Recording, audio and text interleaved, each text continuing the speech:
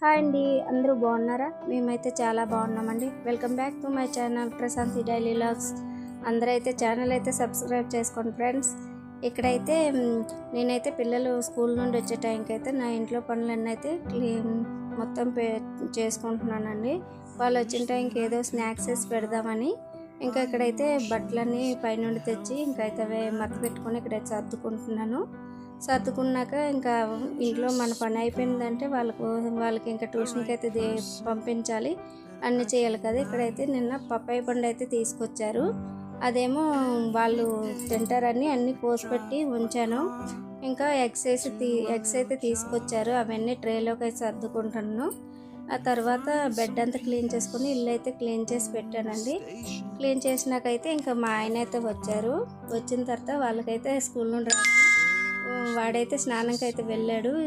దీనికైతే పప్పాయి పండు అయితే తినిపిస్తున్నాడు. ఇంకిద్దరు స్నానం చేసి రెడీ అవుతున్నారు. ఈలోపు అయితే నేను పెసరపప్పు పునుగులు అయితే వేస్తున్నాను. పెసరపప్పు అయితే ముందుగా ఒక గ్లాసుడి పప్పుకైతే నానబెట్టానండి. అది 4 గంటల సేపు నానబెట్టి వడబెట్టుకున్నానండి. వాటర్ లేకుండా పొట్టుతోనే ఉంచుకోవాలి.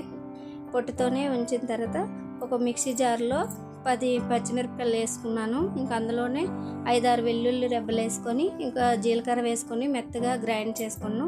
అందులోనే కొంచెం పెసరపప్పు వేసి మెత్తగా గ్రైండ్ చేసి ఒక దాంట్లో తీసుకున్నాను. ఇంకా మిగతాదంతా కచ్చబెచ్చగా రుబ్బేసి ఇంకొంచెం పెసరపప్పు అయితే లాస్ట్లో ఉంచి మీద వేసుకోవడమేనండి. కొంచెం క్రిస్పీగా వస్తాయి. ఇంకా అందులోనే కొంచెం ఆనియను, కొత్తిమీర వేసి మొత్తం ఉప్పు వేసుకొని ఇంకా మొత్తం అయితే కలిపేసుకొని ఇంకా చిన్న చిన్న పునుగుల్లాగా వేసుకొని తినడమేనండి. ఇగోటండి ఇక్కడైతే తింటున్నారు. తినేసిన తర్వాత ట్యూషన్కి అయితే పంపించి వచ్చాక ఇంకా ఇక్కడైతే గిన్నెలన్నీ క్లీన్ చేసుకొని ఇంకా నేనైతే స్నానం చేసి దీపారాధన అయితే చేసుకున్నాను. Bye friends.